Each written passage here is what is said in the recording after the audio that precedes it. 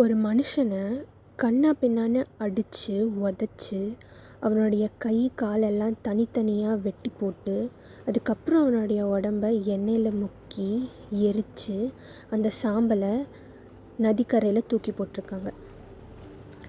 அவர் தான் அல் ஹிலாஜ் மன்சூர். அவர் பிறந்த ஊரில் எந்த ஒரு மனுஷனையும் எரிக்கக்கூடாதுன்றது தான் வழக்கம். அவங்க எரிக்கிறதையே தப்புன்னு பார்க்குறவங்க அவ்வளோ கொடூரமான தண்டனையை இந்த ஒரு மனுஷனுக்கு கொடுத்துருக்காங்க. இது ஏன்னா அவர் சொன்ன ஒரே ஒரு வார்த்தை, நான் தான் உண்மை, நான் தான் கடவுள் அப்படின்னு சொன்ன ஒரு வார்த்தைனால இவ்வளோ கொடூரமான தண்டனையை கொடுத்துருக்காங்க. இது ஏன்? ஒரு வேளை இந்த ஸ்டேட்மெண்ட்டை மனுஷங்களால் தாங்கிக்க முடியலையா? இந்த உண்மையை மனுஷனுக்கு உணர்கிற அந்த ஒரு தகுதி அவனுக்கு இன்னும் வரலை. அவனால் ஒரு மனுஷன் கடவுளாக இருக்கான் அப்படின்னு சொல்கிறான் அப்படின்ற அந்த ஒரு விஷயத்தை அவனால் நம்ப முடியலையா? அல் ஹலாஜ் மன்சூர் அவரை பற்றி தான் பேசிக்கிட்டு இருக்கோம்ல. அவர் யாருன்னா, ஒரு காட்டன் வச்சு டீல் பண்ணுற ஒரு கூலி வேலை செய்கிறேன்னு வச்சுக்கலாம். இப்போ இருக்கிற டேர்ம்ஸில் நம்ம கம்பேர் பண்ணி பார்க்குறோன்னா, ஒரு ட்ராவல் பண்ணி ஒரு கூலி வேலை பார்க்குறவங்க, ஒரு ட்ரேடிங் பண்ணுறவங்க, அந்த மாதிரி ரொம்ப வெல் டு டூ ஃபேமிலியெலாம் இல்லை, ஒரு நார்மலான ஒரு ஃபேமிலியிலேருந்து வந்த ஒரு பையன், ஒரு குழந்தை. அந்த குழந்தை 12 வயசு ஆகிறதுக்குள்ளேயே ஒரு குரானை ஃபுல்லாக படித்து முடித்து அதில் இருக்கிற குறை நிறைகள், சரி தப்பு, இதை இந்த ஆங்கிள்லேருந்து பாருங்கள், இந்த மாதிரி ஒரு கருத்து சொல்கிற அளவுக்கு அவன் வளர்ந்தான்.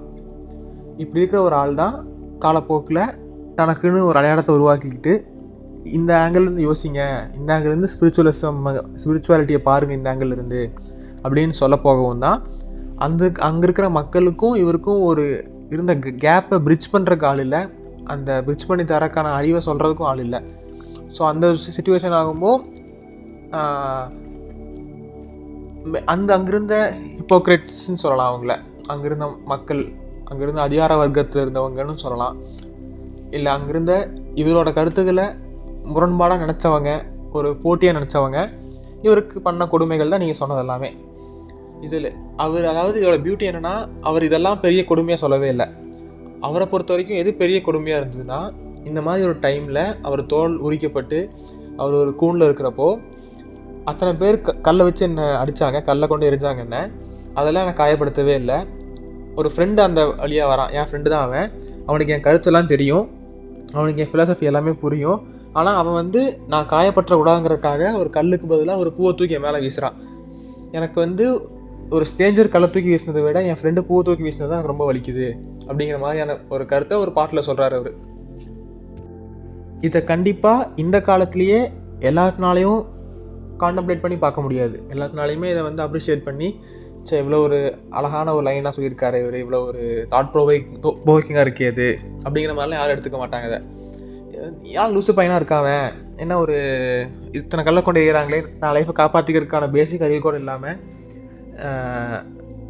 இப்படி அடி வாங்கிட்டு இருக்கானே அப்படிங்கிற மாதிரியான கான்செப்டை தான் எல்லாருமே யோசிப்பாங்க.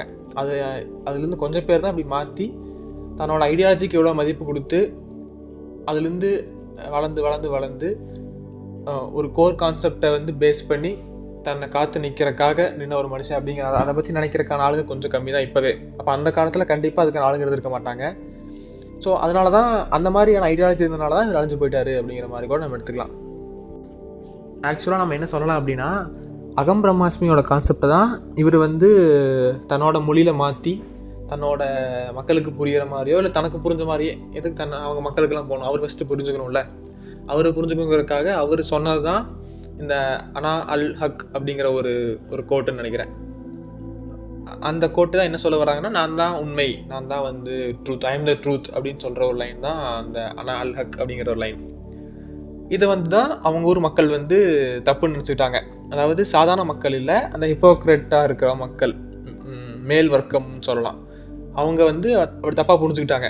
நான் இதை இப்படி இந்த தாட் இஸ்லாமுக்கு எதிராக இருக்குது, இஸ்லாம் குரானுக்கு எதிரான கருத்தாக இது இருக்குது, இப்படி நீ எப்படி கடவுளாக முடியும், ஐ எம் த ட்ரூத்துன்னு சொல்ல போகவும் அவங்க ஐ எம் த காட் அப்படிங்கிற மாதிரி புரிஞ்சுக்கிட்டாங்க. ஸோ இவன் தன்னைத்தானே காடுன்னு கிளைம் பண்ணிக்கிறது இஸ்லாமுக்கு எதிராக இருக்குது, அவன் தனி மதத்தை உருவாக்க போகிறான். அவன் இவர் உருவாக்கவும் செஞ்சார். ஆக்சுவலாக மெக்கா கிட்டே போய் தனியாக அவருக்குன்னு ஒரு இடத்த வச்சு இருந்திருக்காரு. அதுவும் அப்போ இருந்த முஸ்லீம்ஸ் வியர் பண்ணுற ட்ரெஸ்ஸுக்கும் இவர் வியர் பண்ணுற ட்ரெஸ்ஸுக்கும் டோட்டல் வித்தியாசம் இருந்திருக்கு. அதுவே ஒரு மெயின் ஃபேக்டராக இருந்திருக்கு. இவர் வந்து ஒரு லூனாட்டிக், ஒரு பைத்தியக்காரன் அப்படின்னு முடிவு பண்ணுறதுக்கான ஒரு காரணமாகவும் இருந்திருக்கு. ஸோ அப்படி தான் இவரை கடைசியில் வந்து ஒரு பைத்தியக்காரனாகவே பட்டம் கட்டி இவரை வந்து கல்லால் அடிச்சே கொண்டுட்டாங்க. இந்த அகம் பிரம்மாஸ்மி அவருக்கு எங்கேருந்து இந்த ஐடியா கிடச்சி அப்படின்னா இந்தியாவிலேருந்து தான். அந்த காலத்துக்கிற ஒரு ஃபிலாசபர்ஸாக இருந்தாலும், அதாவது அடுத்த லெவலுக்கு போகிற மனுஷன், ஒரு நார்மல் லெவல்லேருந்து அடுத்த லெவலுக்கு போகிற எந்த மனுஷனாக இருந்தாலும் கண்டிப்பாக ஊரில் தங்க மாட்டான். இது ஒரு பேசிக் குவாலிட்டி. எந்த மனுஷனாக இருந்தாலும், அதாவது நம்ம நோட்டபிள் பர்சனாலிட்டிஸாக அவங்கள நம்ம ஹிஸ்ட்ரியில் பேச போகிறோம் அப்படின்னா அவன் கண்டிப்பாக அவன் ஊரில் தங்கியிருக்க மாட்டான். அன்லெஸ் அண்ட் அன்டில் அவன் ஒரு கலைஞனாக இருக்கான், கலைஞனாக இருந்து அவன் பேர் பெற்று அவன் கலை வந்து வெளி உலகத்தில் பேசப்படுது அப்படிங்கிற போது மட்டும்தான் அவன் தான் ஊர்லேயே இருந்திருப்பான். அப்போவும் அவனுக்கு வெளியூரோட இன்ஃப்ளூயன்ஸ் இருந்திருக்கும், ஆனால் இருந்தது அவன் ஊர்லேயே இருந்திருக்கும். மற்றபடி ஒரு நோட்டபிள் பர்சனாலிட்டியாக இருக்கான்னா அவனோட பேசிக் குவாலிட்டி, நம்ம உனக்கு என்னப்பா வயசாகிடுச்சு ஓட்டு போடுறதுக்கு அப்படிங்கிற மாதிரி ஒரு basic quality to be an philosopher அப்படிங்கும்போது, எக்ஸ்ப்ளோரர் அப்படிங்கும்போது பேசிக்காகவே அவன் ட்ராவல் பண்ணுவான். அவன் ட்ராவல் பண்ண தான் நிறையா கற்றுக்கிட்டான். இதனால் இப்போ வரைக்கும் ட்ராவல் பண்ணுறதை பற்றி அவ்வளோ நம்ம சப்போர்ட் பண்ணி நிறையா பேசிகிட்டு இருக்கோம். ரீல்ஸ்லாம் நிறையா ட்ராவல் பண்ணுற மாதிரி வருது. இதுக்கான காரணம் எல்லாமே வந்து உள்ள இன்பானாகவே வந்து நமக்கு கூட இருக்குது. ட்ராவல் பண்ணால் நம்ம நிறையா தெரிஞ்சுக்கலாம், நிறையா எக்ஸ்ப்ளோர் பண்ணலாம் அப்படிங்கிற மாதிரி நமக்கு கூட இருக்குது. சரி, அதெல்லாம் ஒரு பக்கம் இருக்கட்டும். இவர் வந்து ட்ராவல் பண்ணுறாரு. ட்ராவல் பண்ணி குஜராத், ராஜஸ்தான் அந்த ஏரியாக்கெல்லாம் வராரு. அந்த ஏரியாஸ் எல்லாம் அப்போ வரைக்கும் இன்னும் இஸ்லாமிக் அந்த முகல் எம்பரர்லாம் இன்னும் வராமல் இருக்காங்க.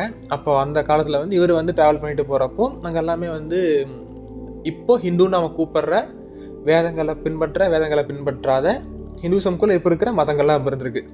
அப்போ இருந்த ஆளுங்க எல்லாமே வந்து அந்த காலத்து ஆளுங்க இல்லையா, நம்ம எப்படி சொல்லலாம், அவங்கள வந்து ஒரு ரிஷிகள்னு சொல்லலாம், ஞானிகள், அந்த யோகிகள், நீங்கள் என்ன பேர் வேணால் ஒவ்வொருத்தருக்கும் ஒவ்வொரு பேர் சொல்லலாம். அப்படி என்ன பேரில் கூப்பிட்டாலும் சரி, அப்போ இருந்த ஃபிலாசபர்ஸ், இந்தியன் ஃபிலாசபர்ஸ், அவங்க கைட் பண்ண தான், அவங்ககிட்ட இருந்து கற்றுக்கிட்ட ஒரு கான்செப்ட் தான் இந்த அகம் பிரம்மாஸ்மிங்கிற கான்செப்ட். அவருக்கு அந்த கான்செப்ட் கிடச்சதையும் அவர் தான் ஊருக்கு இதை எடுத்துகிட்டு போகிறாரு. அவரோட ட்ரெஸ்ஸிங் சென்ஸ்லாம் மாறிடுச்சு, அவர் பேச்சு வழக்கெலாம் மாறிடுச்சு, எடுத்துகிட்டு போகிறாரு. அதை தான் அவர் லாங்குவேஜில் மாற்றிருக்காருன்னு ஒரு கதை சொல்கிறாங்க. அந்த மாதிரி ரிஷிகள்கிட்ட இருந்தையும் யோகிகள்கிட்ட இருந்தையும் இவர் கற்றுக்கிறார். அதாவது உலகம்னா என்ன, வாழ்க்கைனா என்ன, சேம் யூஸ்வல் ஃபிலாசபிக்கல் கொஷின்ஸ் தான். ஒரு கட்டத்துக்கு மேலே எக்ஸிஸ்டென்ஷியல் கிரைசிஸ் மனுஷனுக்கு வர என்னெல்லாம் கேள்வி வருமோ அந்த கேள்விகளை கொண்டு தான் அவர் ஆஞ்சிட்டு இருந்திருப்பார். அப்படி ஆஞ்சிட்டு இருக்கவும், வாடா தம்பி உன்னை தான் தேடிட்டு இருந்தேன், இந்த அதை கற்றுக்கிட்டு போ அப்படிங்கிற மாதிரி தூக்கி கையில் கொடுத்துட்டாங்க.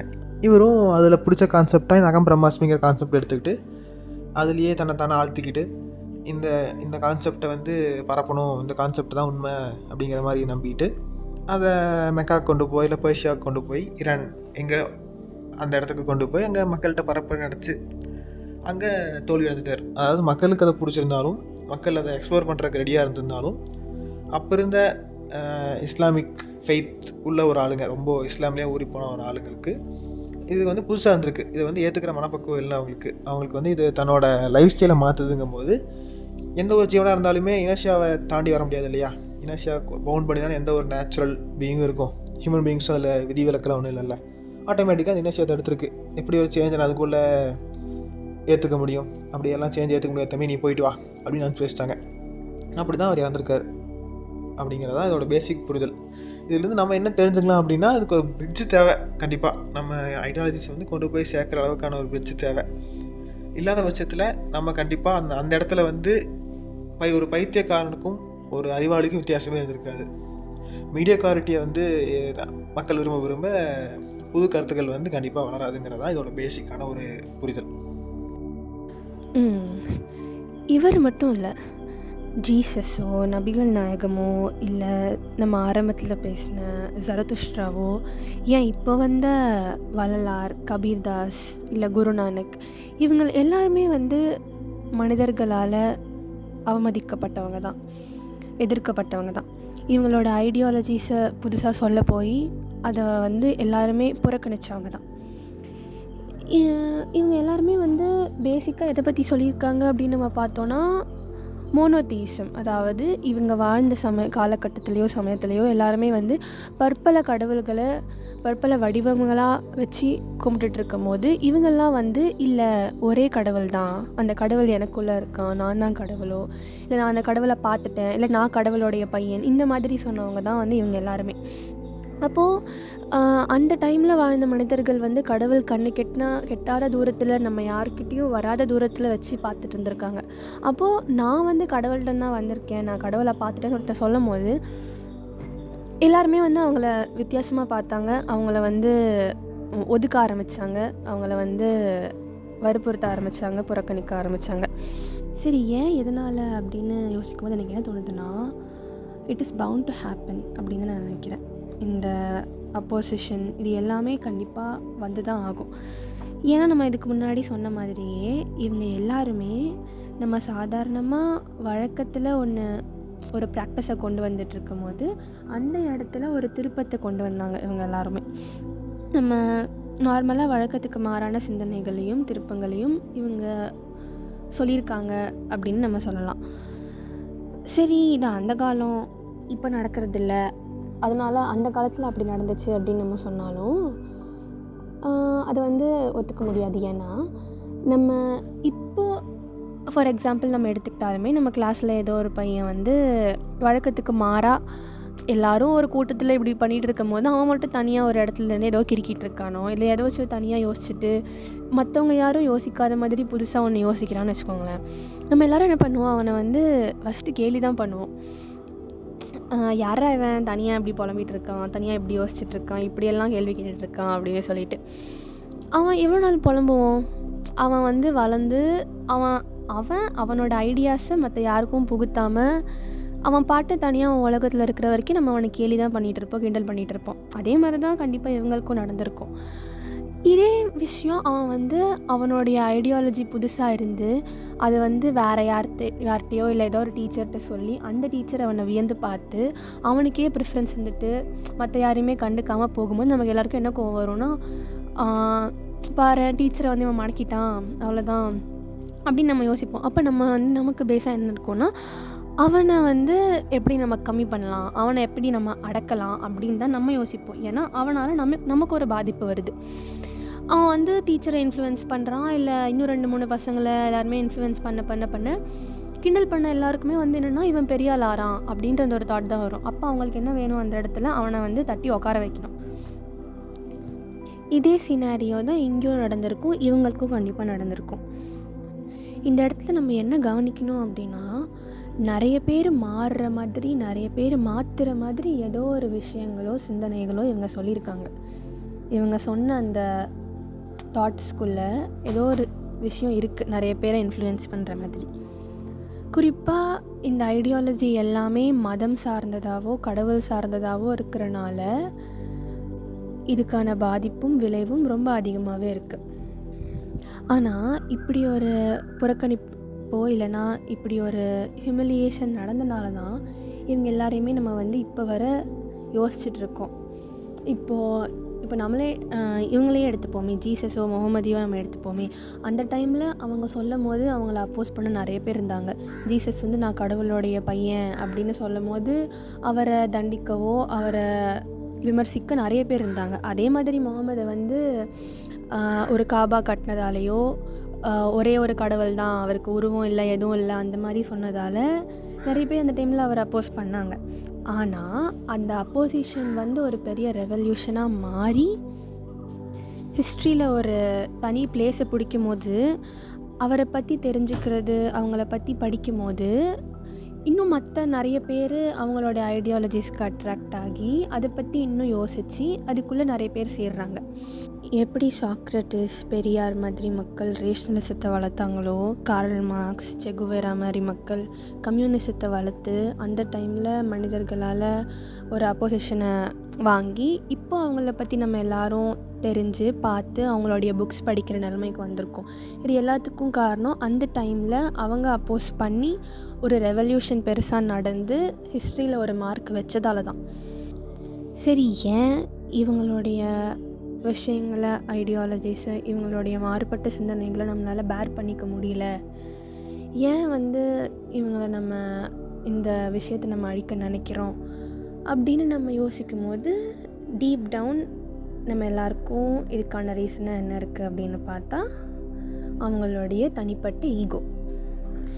எல்லாரும் சமமாக இருந்து ஒரே மாதிரி யோசித்து ஒரே கூட்டத்துக்கிட்ட போகும்போது, ஒரே விஷயத்தை நோக்கி ஒரே கூட்டமாக போகும்போது, ஒருத்த மட்டும் தனியாக போய் ஒரு சக்ஸஸ் ரேட்டை காமிச்சான் அப்படின்னா, அந்த இடத்துல எல்லாருக்கும் தோன்றுறது அவன் மட்டும் எப்படி போனான் அப்படின்ற ஒரு கேள்வி தான்.